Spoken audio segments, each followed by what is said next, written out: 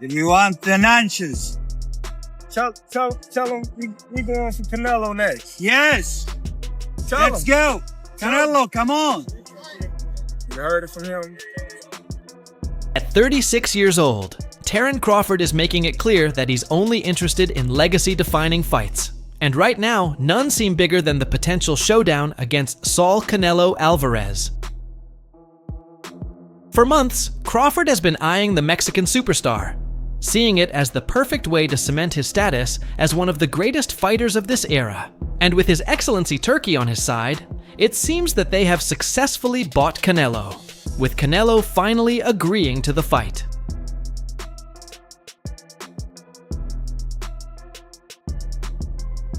Crawford is coming off a career-defining victory where he dominated Errol Spence Jr., unifying the welterweight division and solidifying his name in the history books. In that fight, Crawford, also known as Bud, showcased everything that makes him special. From the opening bell, it was clear that Spence, a fighter once regarded as his biggest threat, was simply no match. Crawford's accuracy, power, and ring intelligence left Spence overwhelmed.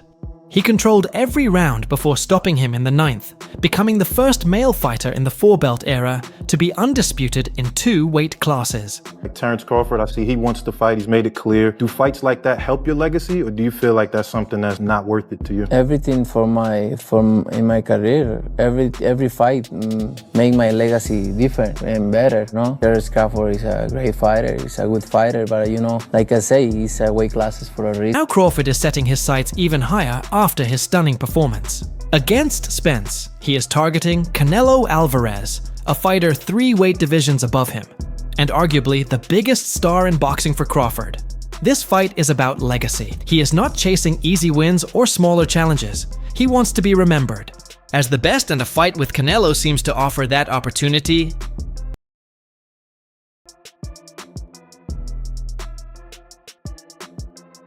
Canelo, on the other hand, has been hesitant about facing the naturally smaller Crawford despite Crawford's incredible accomplishments. Canelo has repeatedly downplayed the possibility of the fight, stating that he wouldn't get credit for beating a smaller opponent. Canelo, who fights at 168 lbs, views Crawford, who last fought at 147, as someone who is simply not in his league when it comes to size and power. Initially, Canelo dismissed Crawford's challenge outright. He even suggested that Crawford should face Teofimo Lopez first, an idea that many saw as a way for Canelo to avoid the fight. Crawford needs to fight Teofimo first, and then we'll see, right? At the end of the day, like I said before, I'm not asking for that fight. They want to make that fight because it's a payday, obviously, but I don't want that fight. I think Crawford wasn't backing down as more fans and analysts began calling for the fight. The pressure on Canelo began to mount. Relentless as ever, he continued to call him out publicly, and the demand for the fight only grew. Things took an interesting turn after Canelo's recent fight against Edgar Berlanga. The Mexican superstar squared off against Berlanga in what many expected to be a routine victory for Canelo. Berlanga, though undefeated, was seen as a heavy underdog, and not on the same level as Canelo, yet Berlanga surprised everyone with his toughness and resilience.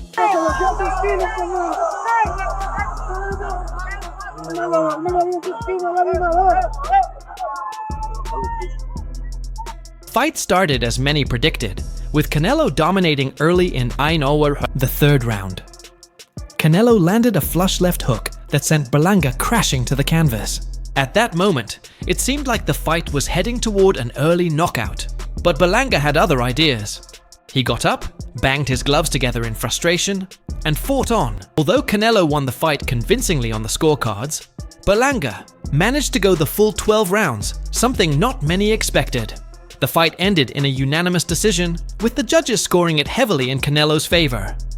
Canelo connected on nearly 50% of his power punches, a statistic that underscored his dominance. However, the fact that he couldn't stop Berlanga raised some questions.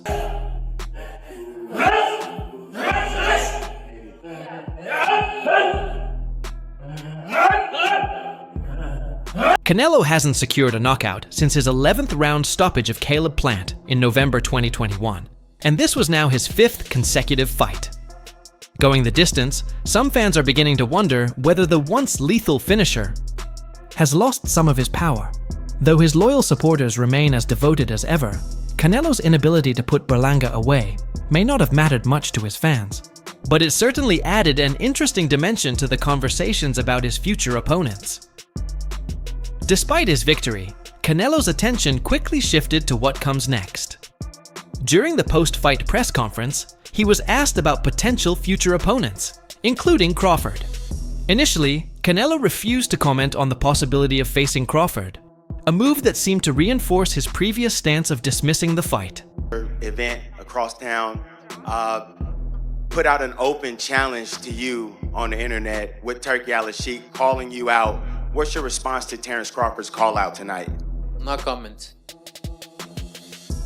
Behind the scenes, something was changing. Well, as it turns out, the financial offer for a Crawford fight has increased significantly.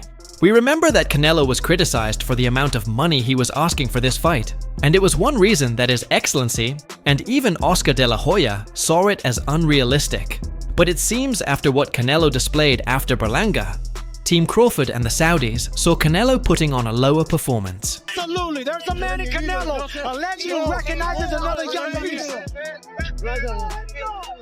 Well done.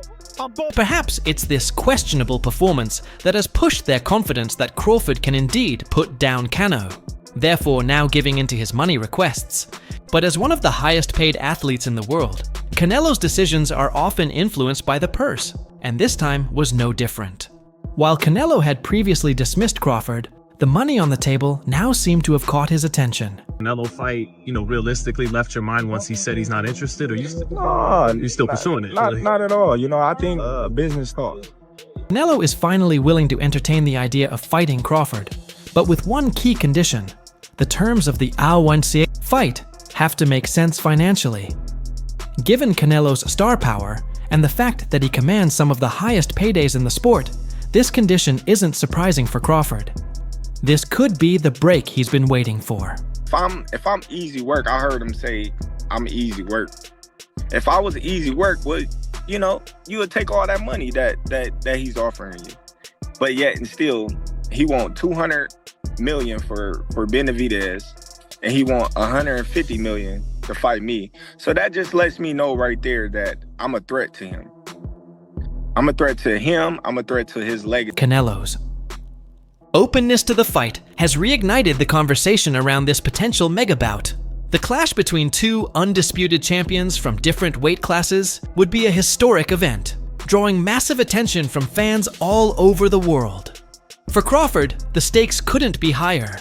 This would be the ultimate legacy fight, a chance to move up 3 divisions and face one of the greatest fighters of the modern era.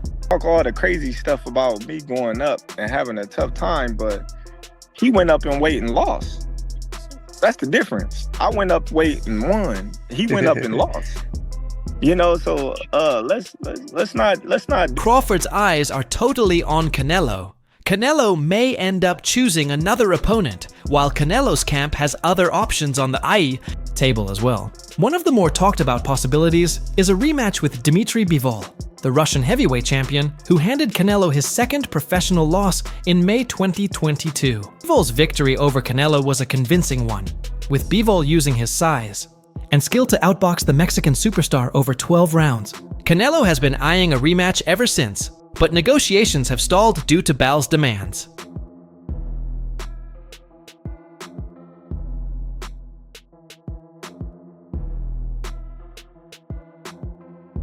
Interestingly, Bivol has stated multiple times that he is willing to drop down to 168 lbs for the rematch, aiming to prove that his victory wasn't just a result of his size advantage. If Bivol were to move down to super middleweight and fight Canelo, the fight would take on a whole new significance. However, with Bivol currently set to face BBV in a light heavyweight unification bout in October, the timing for a Canelo-Bivol rematch remains uncertain.